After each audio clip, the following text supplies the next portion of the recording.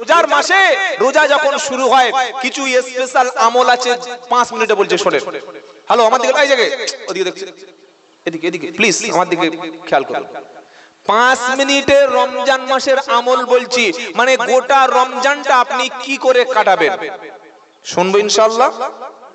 প্রথম হলো রমজান মাস যখন শুরু হবে নামাজটা অন্তত জামাতের সঙ্গে 5 ওয়াক্ত পড়বো, বলুন ইনশাআল্লাহ। কারণ হলো একা নামাজ পড়লে আলাদা যে নেকিটা পাওয়া যাবে, জামাতে নামাজ পড়লে 27 গুণ বেশি নেকি আমার আল্লাহ লিখে দেবে। আর রমজান মাসে 27-এর সঙ্গে 70-কে গুণ করলে আরো বেশি হবে, জোরে বলুন। 1 নম্বর আমল, এগুলো নোট করছেন তো ভাইরা? 5 ওয়াক্ত নামাজ আদায় করব। অনেক মুসলমান রোজা রাখে কিন্তু নামাজ পড়ে না, খুব অবাক লাগে। রমজান মাসে রোজা রেখেছে কিন্তু নামাজ পড়ছে না। ভাই নামাজ পড়বে না বললে ইফতারের সময় যাব, জোহর আসর কাজা না ভাই। রমজান মাস শুরু হলে 5 ওয়াক্ত নামাজ আমরা পড়ব এবং জামাত সহকারে আদায় করব, মসজিদে গিয়ে নামাজ পড়ব ইনশাআল্লাহ বলি। 2 নম্বর আমল হলো রমজান শরীফের মাস যে আমলটা বেশি করব ওই আমলের নাম হলো কুরআন তেলাওয়াত। জোরে হবে না? সাহারি করে অনেকে ঘুমিয়ে পড়ি, সাহারি করার পরে কি করব আমরা? মসজিদে গিয়ে জামাতে নামাজ আদায় করব। আর নামাজ পড়ার পরে আমরা বসে বসে আল্লাহর কালাম নিয়ে একটু তেলাওয়াত করব। আমার নবীজি বলেন যে ব্যক্তি সূরা ইয়াসিনটা তেলাওয়াত করবে ওর আমলনামায় আমার আল্লাহ রাব্বুল আলামিন 10 খতম কোরআন শরীফের সওয়াব দিয়ে দেবে। যুবকেরা মুসলমানেরা রমজান শরীফে ফজরের নামাজের পরে একটু সূরা ইয়াসিনটা তেলাওয়াত করবেন, বলুন ইনশাআল্লাহ।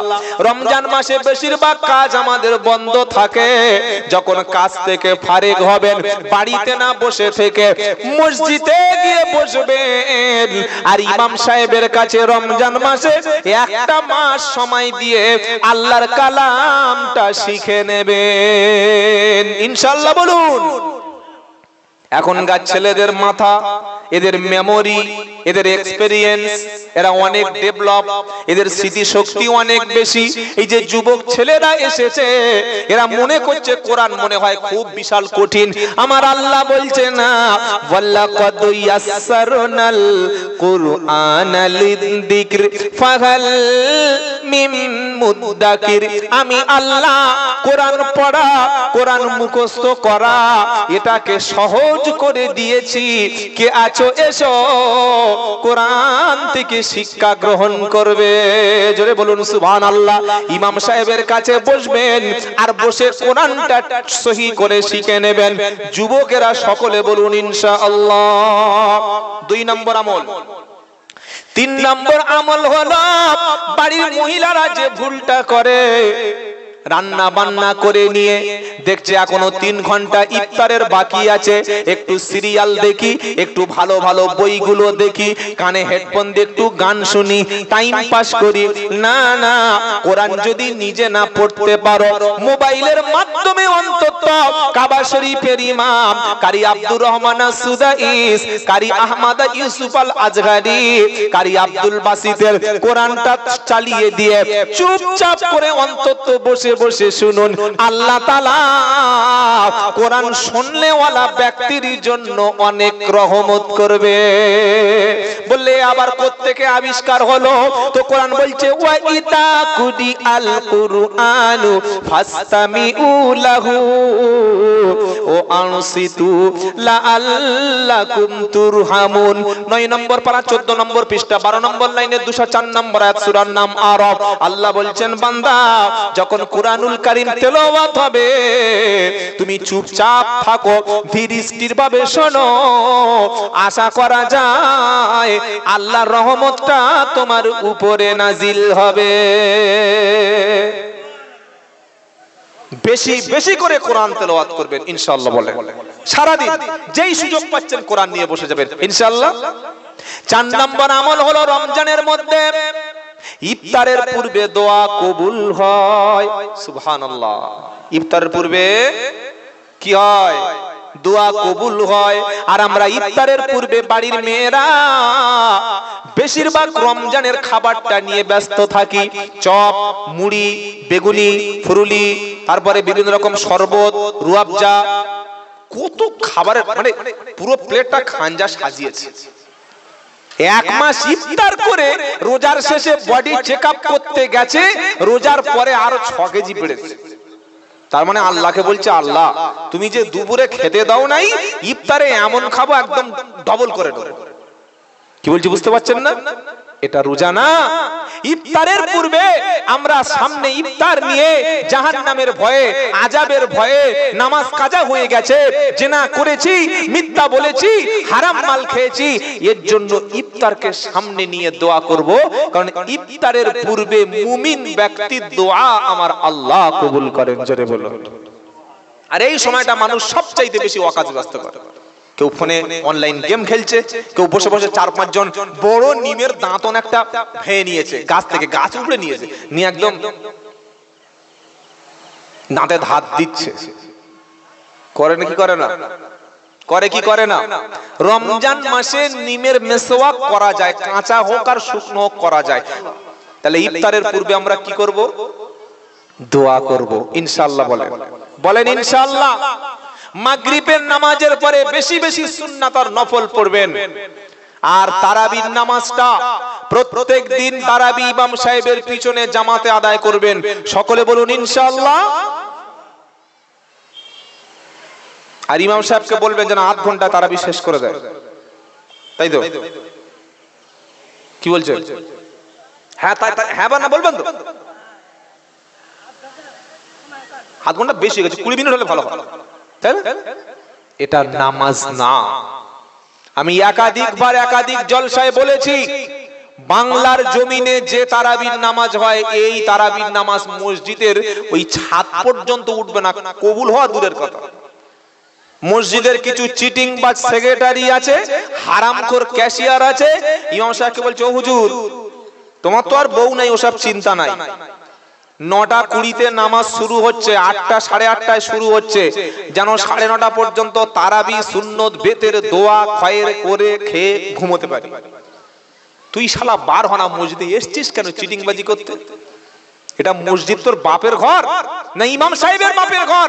মসজিদের হুকুম চলবে আল্লাহর কথা অনুযায়ী, রাসূলের কথা অনুযায়ী সাল্লাল্লাহু আলাইহি ওয়াসাল্লাম। কথা মনে থাকবে ইনশাআল্লাহ। তারাবির নামাজ যত তাড়াহুড়ো করতে পারে সেই ইমামটা ভালো। কি ছাবলামি শুরু হয়েছে! আল্লাহু আকবার। ধরেছ আলহামদুলিল্লাহি রাব্বিল আলামিন আর রহমানির রহিম মালিকিল ইয়াউমিদ্দিন ইয়াকা না'বুদু ওয়া ইয়াকা নাস্তাঈন দাল্লিন।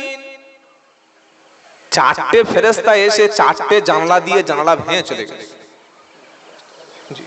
বলে কি হলো? বলে কি হলো বুঝতে পারো নাই? যেটা শুনেছি বুঝতে পারি নাই, এটা তারাবি না।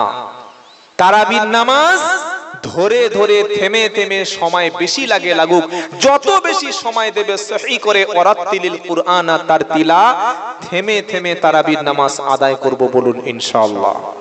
আর রমজান মাস যখন শেষ হয়ে যাবে, আমরা মার্কেটিং করি, আমার বিবির জন্য শপিং করি, আমার বাচ্চার জন্য কেনাকাটা করি।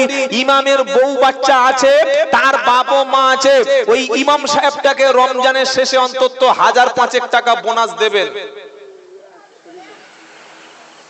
ঈদের দিন সকালবেলা মসজিদ কমিটি ইমাম সাহেবের একটা লুঙ্গি দিচ্ছে, আর একটা স্যান্ট্রো গেঞ্জি দিচ্ছে, আর লাক্স কোজি একটা জাইয়া কিনে এনেছে, যেন ইমাম সাহেবের মুসলমানি হবে।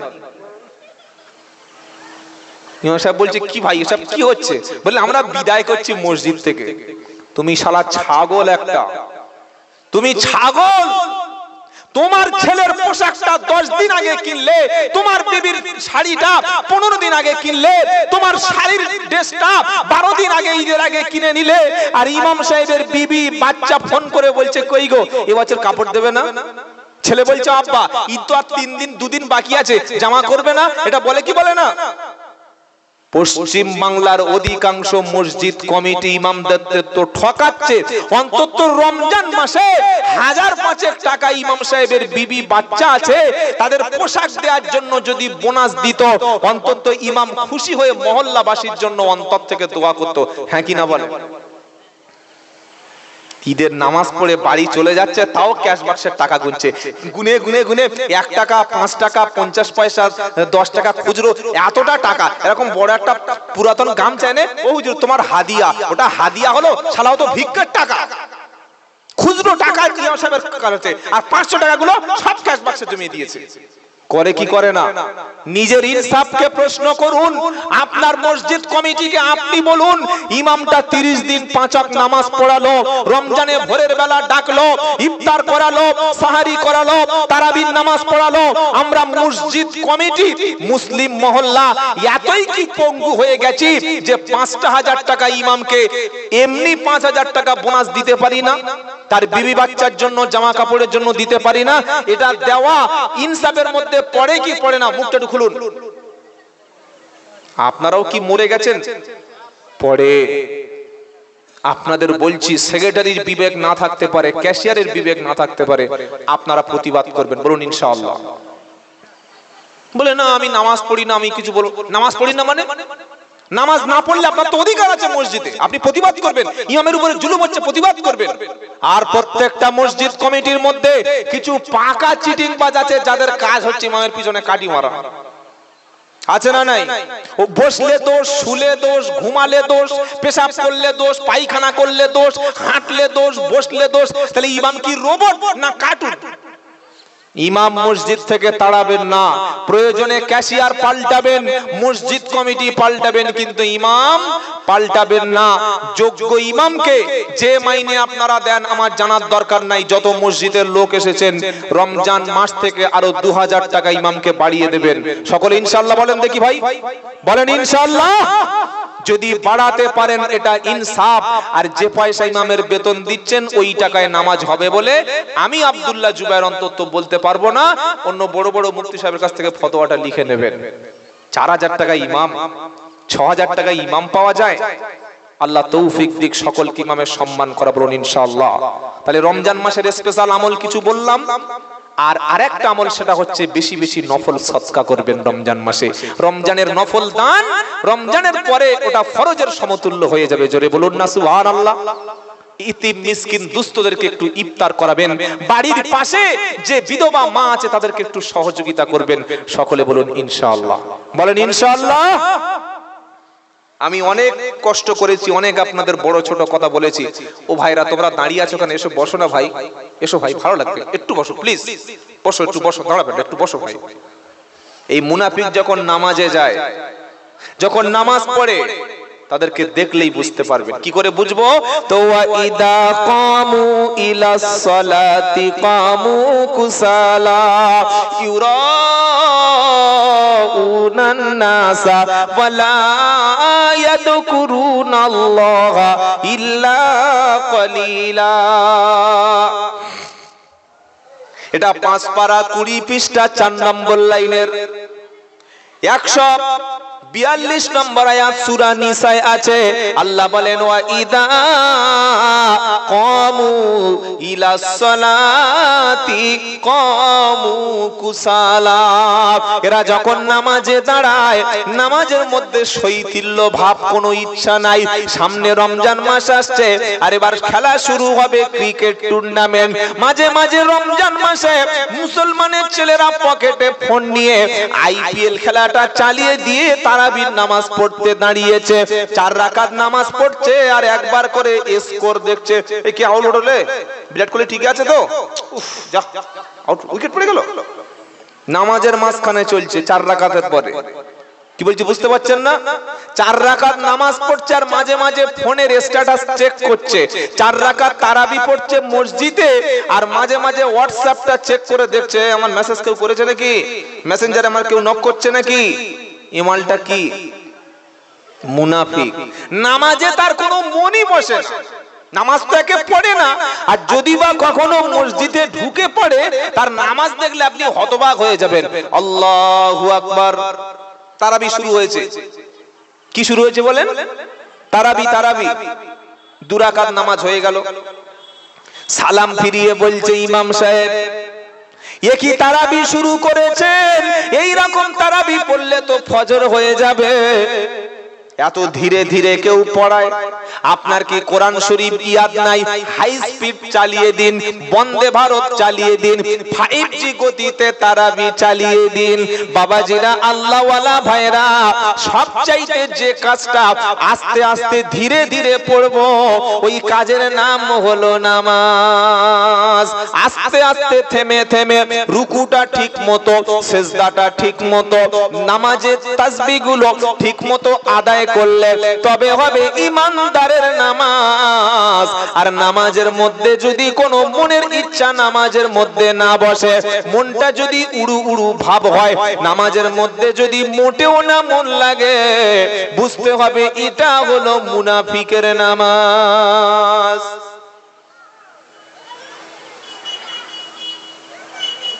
আপনি নামাজে যখন দাঁড়িয়ে যাবেন, ভাববেন এটাই আপনার জীবনের শেষ নামাজ, এটাই আমার জীবনের শেষ নামাজ। যখন নামাজে দাঁড়িয়ে যাবেন, বিবির কথা, বাচ্চার কথা, দোকানের কথা, ব্যবসার কথা, বান্ধবীর কথা, বন্ধুর কথা, সব চিন্তাগুলো মাথা থেকে আপনার বার হয়ে যাবে। খালেস নিয়তে শুধুমাত্র আল্লাহর সামনে, মৃত্যুকে সামনে রেখে, জান্নাত জাহান্নামকে সামনে রেখে জীবনের শেষ নামাজ হিসাবে পড়বেন।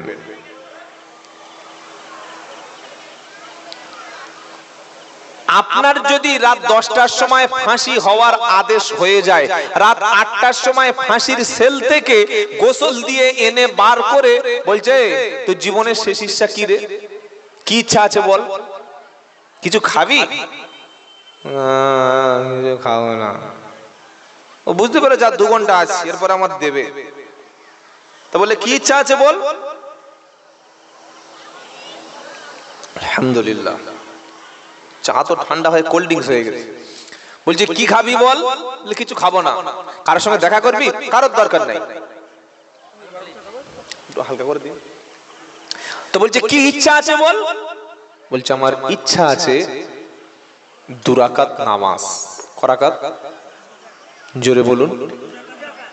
আপনি যদি আজকের রাত্রিবেলা খবর পান, যদি কোনো সিস্টেম থাকতো যে রাত 3টের সময় আজরাইল আসবেই আসবে, রাত 3টের সময় মালাকুল মউত আমাকে নিয়ে যাবেই যাবে, আপনার দাঁত বার হবে, ঘুম লাগবে, বিড়ি খেতে মন চাইবে, অন্য নারীর দিকে এরকম ইয়েতিমের মতো তাকাতে মন চাইবে, হারাম মাল হারাম টাকা গুনতে মন চাইবে, গান শুনতে ভালো লাগবে, গল্প করতে ভালো লাগবে, লাগবে। তখন মনে হবে রব্বানা বেজে গেছে 9টা 14, আর 5 থেকে 6 ঘন্টা পরে আমি পটল তুলবো, মানে আমি শেষ হয়ে যাব। এর মধ্যে যত টাকা আছে সব মসজিদে, সব মাদ্রাসায়, সব কবরস্থানে, সব গরিবদের জন্য দান করে দেব। যত গুনাহ করেছি কেঁদে কেঁদে মাপ চেয়ে নেব। যত নামাজ কাজা করেছি সব নামাজগুলো পড়ে নেব। যত ব্যক্তিকে কষ্ট দিয়েছি কথা বলে, সবার বাড়িতে গিয়ে গিয়ে ফোন করে করে পায়ে ধরে ক্ষমা চেয়ে নেব। আর মরণের আগে আমার যে রাত 3টের সময় মৃত্যু হবে, আজরাইল আমাকে যে সিগন্যাল দিয়ে রেখেছে, আমাকে যে মেসেজ করা হয়েছে, আমি 3টের আগে ওযু করে সাদা কাফন পরে নামাজের পাটিতে সেজদায় গিয়ে মৃত্যু বরণ করব, এই ইচ্ছা আমাদের মনে হবে না হবে না? যারা মরা লোক আছেন তারা চুপ থাকুন, জ্যান্ত লোকগুলো বলুন হবে না হবে না? হবে। 3টের সময় তো আপনার সময় তবু বেঁধে দেওয়া হয়েছে, আপনি বসেছেন, উঠে দাঁড়াতে পারবেন এরকম বিশ্বাস কার আছে? হ্যাঁ, উঠে দাঁড়াতে পারবো, বাঁচবো অতদিন।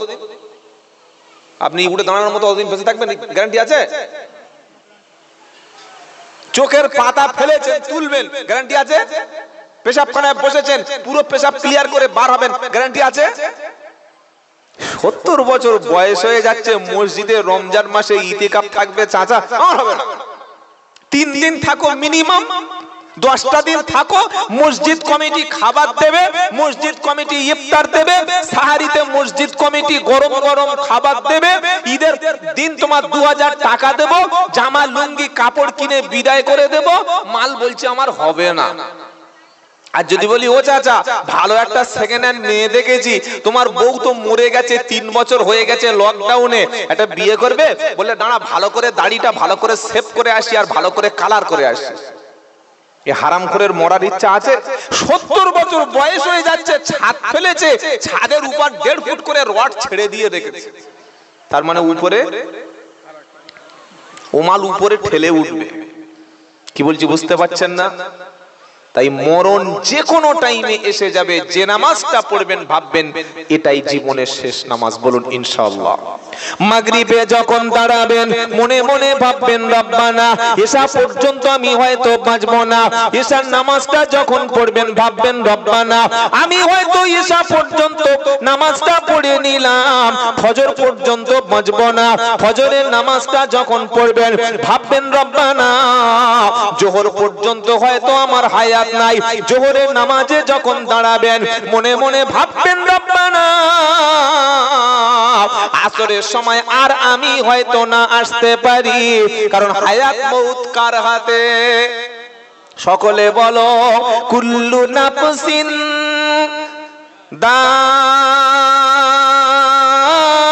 দাইকাতুল মাউত ওয়া ইন্নামা তুআফাউনা উজুরাকুম ইয়াউমাল কিয়ামা ফামান যুহজিহা আনিন নারি ওয়া উদখিলাল জান্নাতা ফাকাদ ফাজ ওয়া মাল হায়াতুদ দুনিয়া ইল্লা মাতাউল গরুর। চতুর্থ পারা সূরা আল ইমরানের 13 নম্বর লাইনে 185 নম্বর আয়াতে আমার আল্লাহ পাক শুনিয়ে দিচ্ছে কুল্লু নাফসিন দাইকাতুল মাউত। প্রত্যেকটি প্রত্যেকটি জীবন প্রত্যেকটি প্রাণীকে আমি আল্লাহ মৃত্যুর স্বাদটা গ্রহণ করাবো। তুমি মদের স্বাদ নিয়েছো, তুমি গাঁজা খেতে কেমন লাগে দেখেছো, তুমি বিড়ির স্বাদ গ্রহণ করেছো, সিগারেটের স্বাদ তুমি নিয়েছো, বিরিয়ানি খেতে কেমন টেস্ট লাগে, চিকেন খেতে কেমন টেস্ট লাগে, মাটন খেতে কেমন লাগে, বিফ খেতে কেমন লাগে, যত রকমের মিষ্টি আছে সবকিছু তুমি টেস্ট করেছো। এখন আসল জিনিস তোমার টেস্ট করানো হয়নি, ওই জিনিসের নাম হলো মৃত্যুর পেয়ালা। তার নাম কি? আজরাইল যখন মৃত্যুর পেয়ালা এনে একবার সামনে ফেলে দেবে, বান্দা বলবে রব্বানা আমাকে আরেকটু কি সময় দেয়া যাবে না, ভালো ভালো আমল গুলো করে আসবো। কোরআন শোনাচ্ছে হাত্তা ইদা জা আহাদাকুমুল মাউত ক্বালা রাব্বিরজিউন লাআল্লি আমালু সলিহান ফীমা তারাকতু কাল্লা ইন্নাহা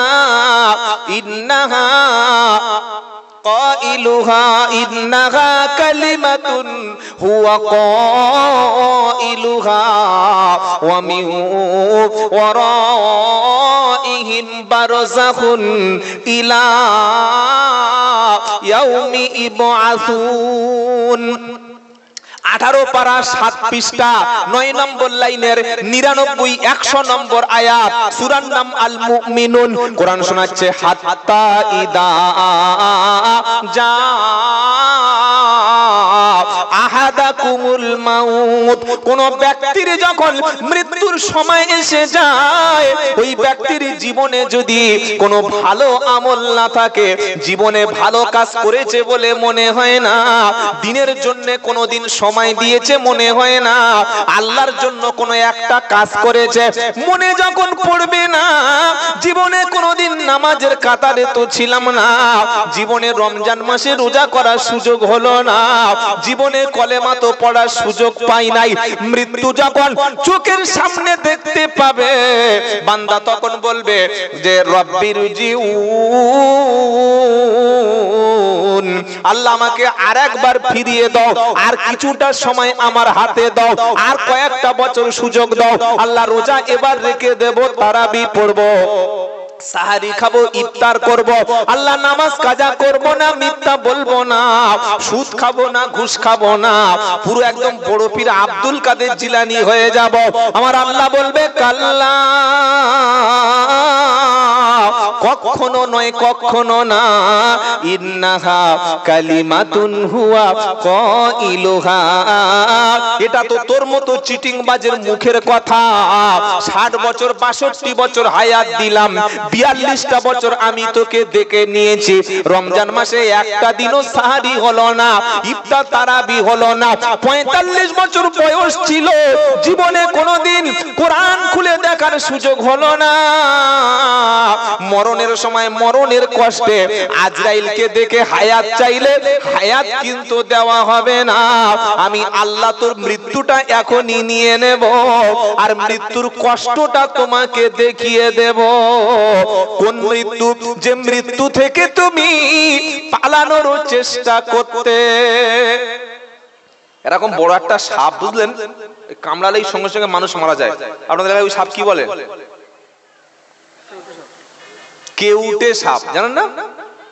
আমাদের ওই বারাইপুরে বলে কেউটে, আপনাদের এখানে কি বলে? কেউটে সাপ। উমাল যদি কারোর লুঙ্গিতে ঢুকে পড়ে, কারোর মশারির মধ্যে যদি ঢুকে, স্বামী স্ত্রী শুয়ে আছে আর মাথার কাছে গিয়ে বলছে ফুস,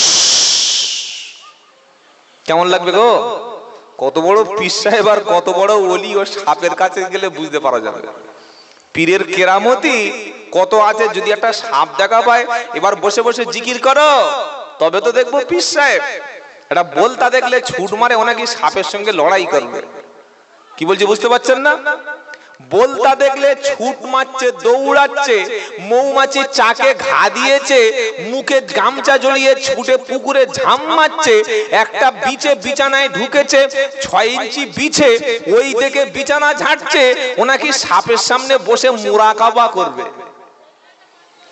বাবাজিরা, আল্লাহ ভাইয়েরা, ওই সাপ যদি কারোর মাথার কাছে আসে তখন ঈমান তার কেমন বোঝা যায়। কি বলছি বুঝতে পারছেন না? তো আল্লাহ রাব্বুল আলামিন বলছে, শোনো, সারা জীবন তোমাকে সুযোগ দিয়েছিলাম, তুমি সাপ দেখে পালিয়ে গেছো কেন? কামড়ে মেরে দেবে। কোন জায়গায় অশান্তি হচ্ছে, গোলাগুলি চলছে, বোম ফেলছে, দৌড়ে পালিয়ে চলে গেছো। তুমি মৃত্যু দেখে টাল বাহানা করতে। ওয়াজাআত সাকরাতুল মাউতি বিল হক যালিকা মা কুনতা মিনহু তাহিদ।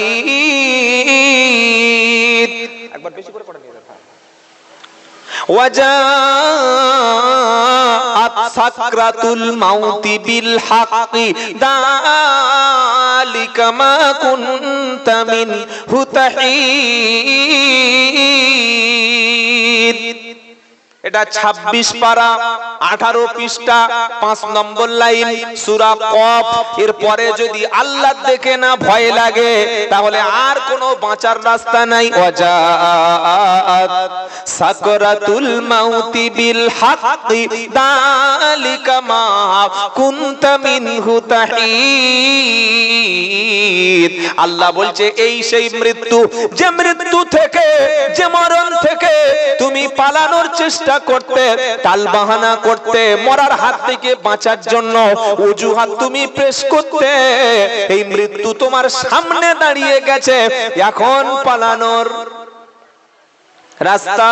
কুল ইন্নাল মাউতাল্লাযী তাফিরুনা মিনহু ফাইন্নাহু মুলাকিকুম। 28 পারা 13 পৃষ্ঠা প্রথম লাইনের 8 নম্বর আয়াতে সূরার নাম জুমা।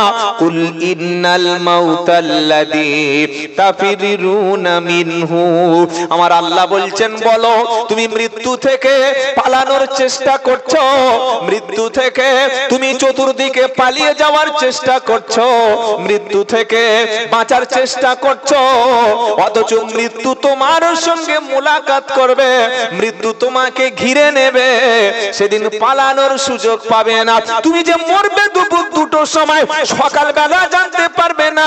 তুমি যে মরবে রাত 3টের সময়, এটা তুমি সন্ধ্যাবেলা টের পাবে না। তুমি যে মরবে বিকাল বেলা, দুপুর বেলা খাওয়ার সময় বুঝতে পারবে না।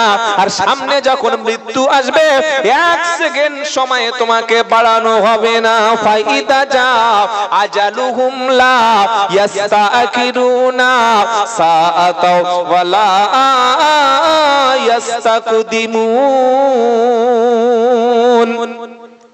8 পারা 13 পৃষ্ঠা 6 নম্বর লাইনে 34 নম্বর আয়াত, সূরার নাম আরাফ। ফাইদা জা আজালুহুম লা ইস্তাকিরুনা সাআতাও ওয়ালা ইস্তাকদিমুন।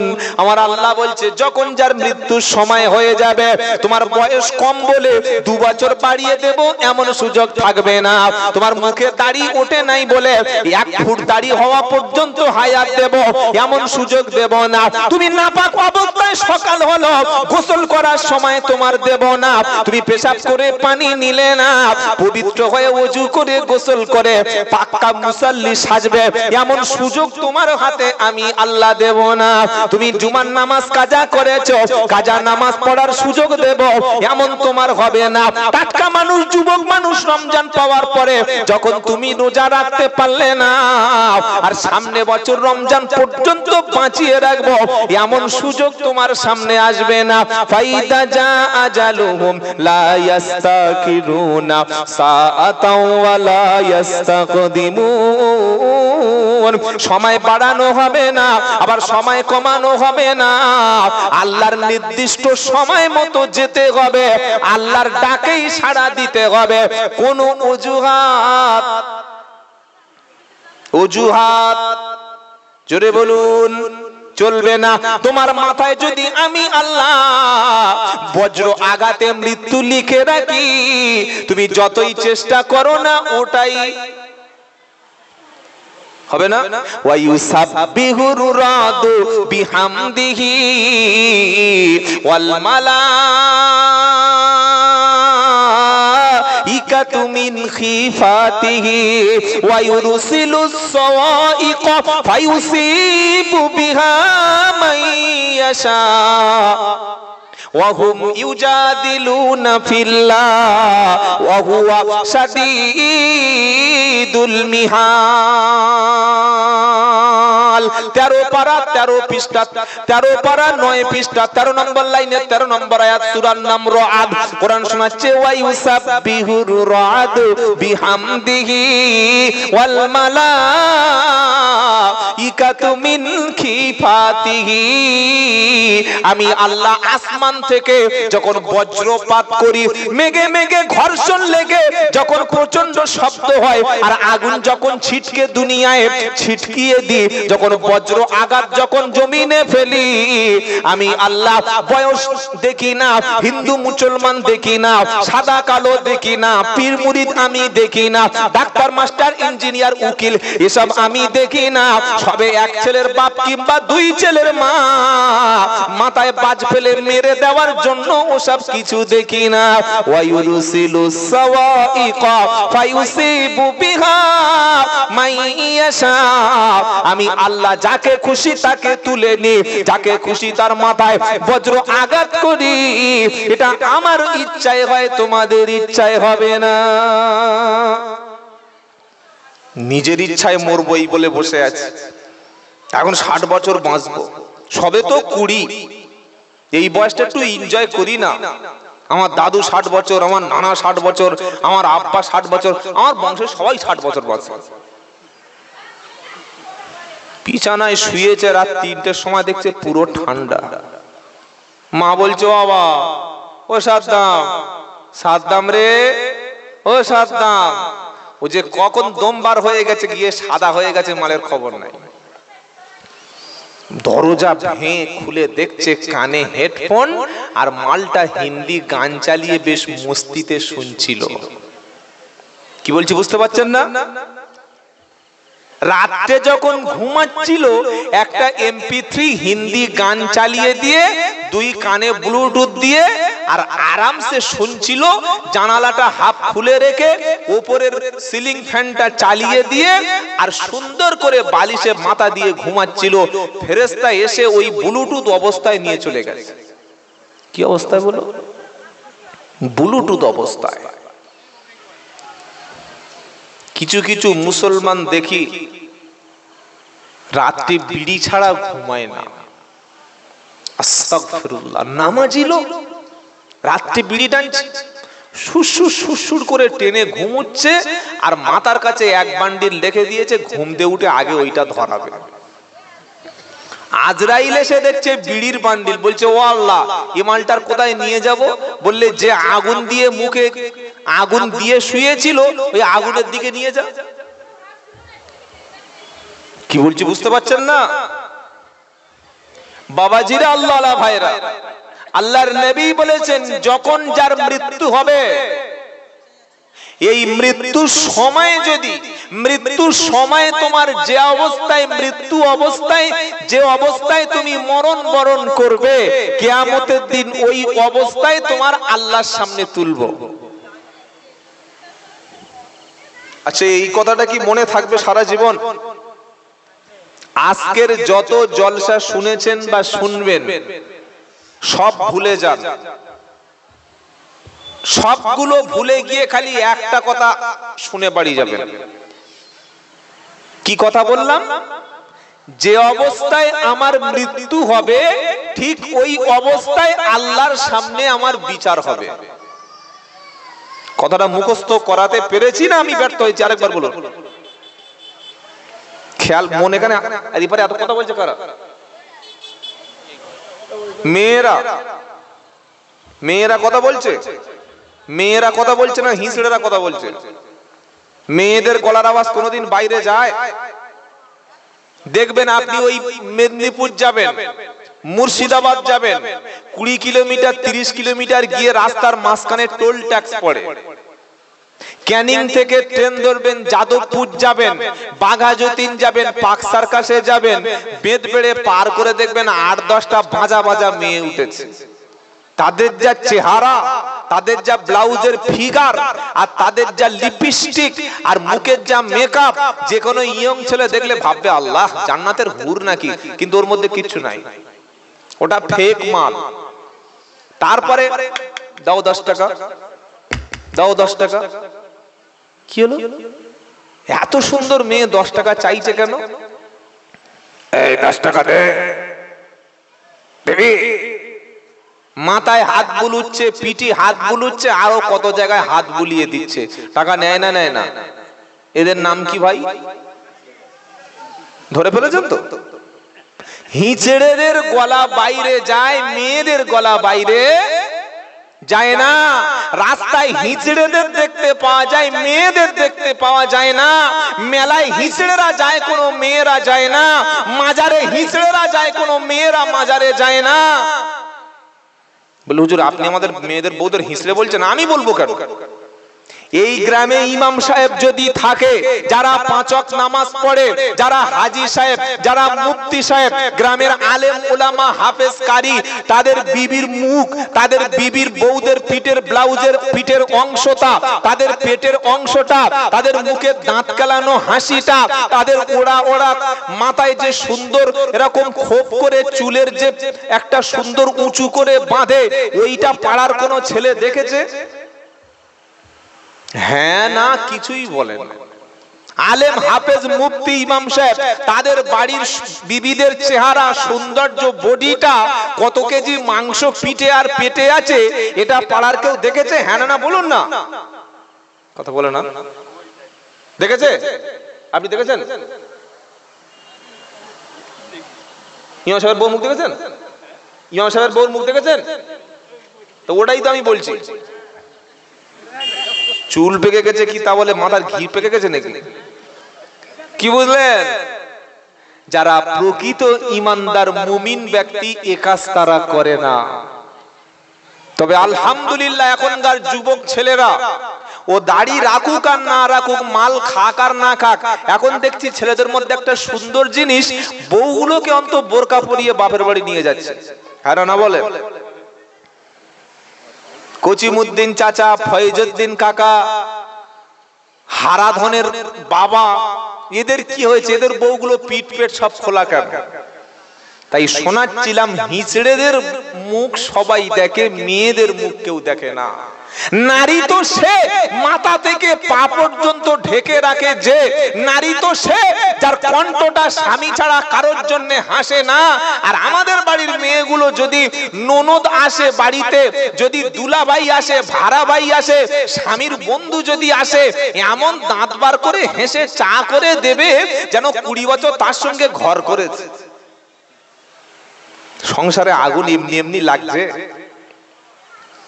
জলসার দিন বন্ধু বলছে যাবি না? বলে কোথায়? বলে আমাদের বাড়ি জলসা। বলে দাওয়াত কর তবে তো যাবো। বলে তোর ভাবি যেতে বলেছে। দাওয়াতের সিস্টেম দেখো, তোর ভাবি যেতে বলেছে। এসছে হাতে করে দুটো চপ, বেগুনি, ভাবির জন্য ফুচকা, আর কত কি সব খাবার আপনারাই খেয়েছেন, আমি তো জানি না। এরকম একটা বড় প্লাস্টিকে করে ভাবি না না না। আর আমরা কাপুরুষরা, আমরা বিবির রুমে পরপুরুষকে এনে বসার জায়গা করে দিয়ে বলছি দাঁড়াও বাজার থেকে একটু ভালো ফাস্ট ফুড কিনে আনি, ততক্ষণ দুজনে গল্প করো, ভাবির সাথে কথা বলো, ভাবির সাথে পরিচয় করো। এই আমার বন্ধুরে, একসঙ্গে কারখানা কাজ করি, একটু দেখ কি লাগে দেখ, একটু কথা বলো। একা বসে থাকবে অন্ধকারে ভূতের মতো? তখন লুচ্চা ছেলেগুলো ভালো মেয়ে দেখলে কুকুরের মতো শোয়ে। তখন বলছে ভাবি তো এত সুন্দর তোমার দেখতে, আর এই ভাইয়ের সঙ্গে তোমার মানিয়েছে। একটা কথায় ওর 10 বছরের সংসারে আগুন জ্বলে গেছে। কি বলছে? বলছে এত সুন্দর তোমার চেহারা, এত সুন্দর রূপ, এত সুন্দর তোমার দেখতে, আরে দাদার সঙ্গে তোমার মানিয়েছে? বলছে আস্তাগফিরুল্লাহ, কি বলো? বলছে না ভাবি সত্যি তোমার দেখতে সুন্দর, সত্যি বলছি, বিশ্বাস করো, আল্লাহর কসম, মার কসম, তোমার দেখতে হেলে। মেয়েদের রূপের প্রশংসা করলে ও 4 ছেলের মা পালিয়ে যায়। কি বলছি বুঝতে পারছেন না? তো বললে তাই নাকি? বলে তোমার বউ ভালো না? বললে আমার বউটা আমার ঠিক মতো অত ভালোবাসে না। এবার আস্তে আস্তে করে কথা বলতে বলতে এক পর্যায়ে বললো ভাবি একটু চা করো খাই। এরকম বড় দুধ চা এনে দিয়েছে একদম সুন্দর কাপে, খেয়ে নিয়ে বলছে ভাবি উফ, জীবনে অনেক হোটেলে চা খেয়েছি, 5 স্টার হোটেল ফেল, কি মারাত্মক চা। কথাবার্তা হলো, যাওয়ার সময় ভালো, টাটা বাই বাই ভাবি চলে যাচ্ছি। তো বলে তোমার ফোন নাম্বারটা একটু দাও। আমার ফোন নাম্বার কি দাও না, মাঝে মাঝে যখন টাইম পাস করবো। কি পাস করবো? টাইম পাস করবো। টাইম পাস করার নাম করে আস্তে আস্তে কথা বলতে বলতে একদিন বললো এসো ক্যানিং ব্রিজে দেখা করবো রাত 8টার সময়। রাত 8টার সময় ক্যানিং ব্রিজে যদি কোনো মেয়ে দেখা করতে যায়, ওখানে গিয়ে তারাবির নামাজ পড়বে, তাই তো? তারাবির নামাজ পড়বে তো? তারাবির নামাজ পড়বে তো? বলছে হ্যাঁ। এই বাবাজিরা, আজকে জলসায় কত মেয়ে তার বয়ফ্রেন্ডের সঙ্গে দেখা করতে এসছে, হিসেব আছে? ওই হিসেব আমার আছে।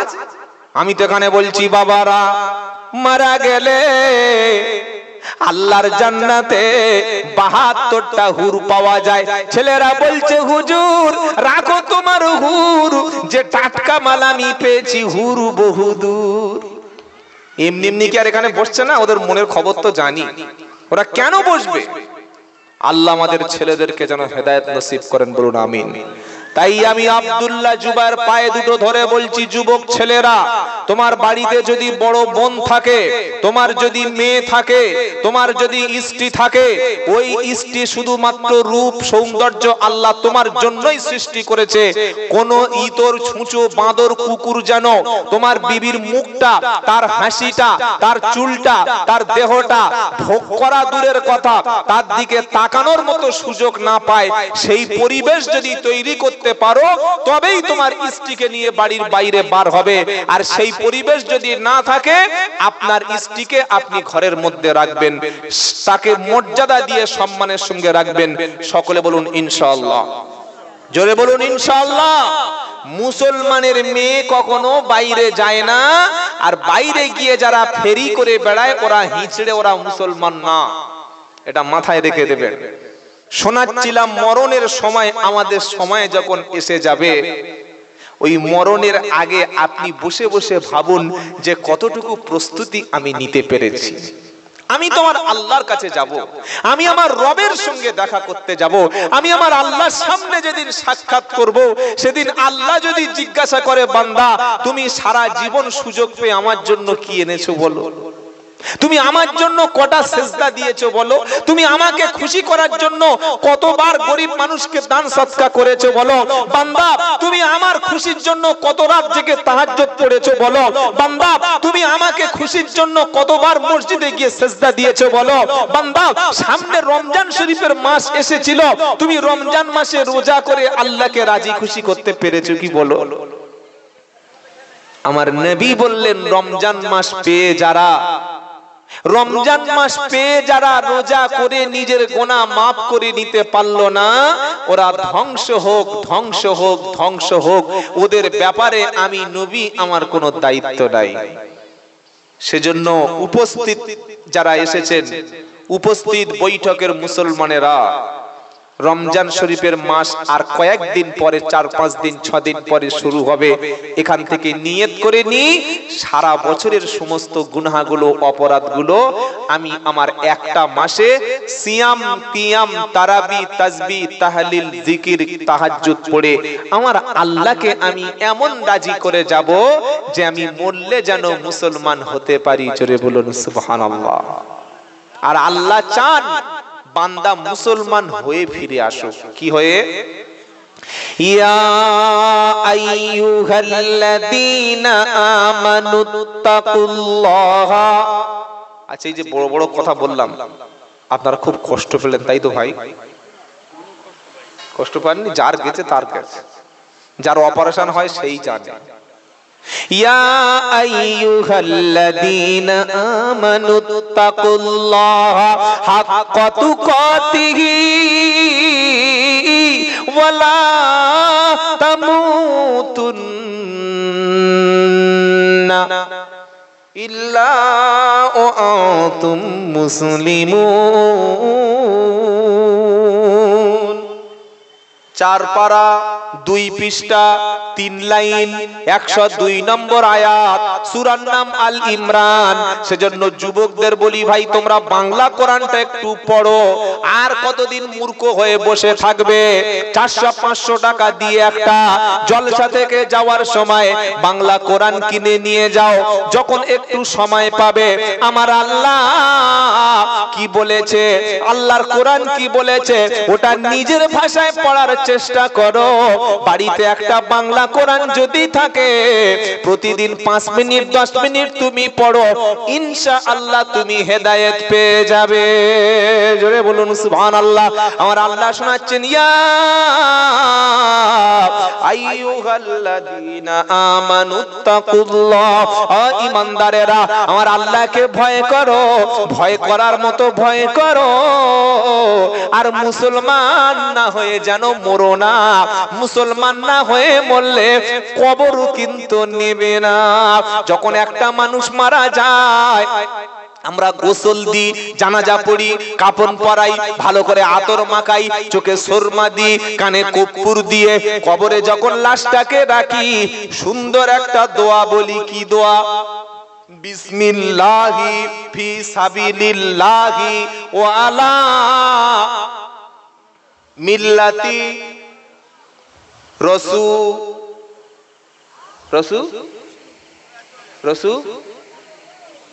রাসূলুল্লাহ এর মানে জানলে গায়ে ঘামবার হয়ে যাবে। বলে কি বলুন দেখি কিরকম ঘামবার হয় দেখি। বিসমিল্লাহ আল্লাহর নামে, ফি সাবিলিল্লাহ আল্লাহর রাস্তায়, ও আলা মিল্লাতি রাসূলুল্লাহ আল্লাহর নামে আল্লাহর রাস্তায় রাসূলুল্লাহর ধর্মের উপরে ছেড়ে দিলাম। যে হারামখোর সারা জীবন বাপ মাকে কাঁদিয়েছে আর বিয়ের সময় শ্বশুরের কাছ থেকে 3 লাখ টাকার মাল ঝেড়েছে, ওর মরণের পরে ওই রকম পচা বাঁদরটাকে আমার রাসূল কেন গ্রহণ করতে যাবে?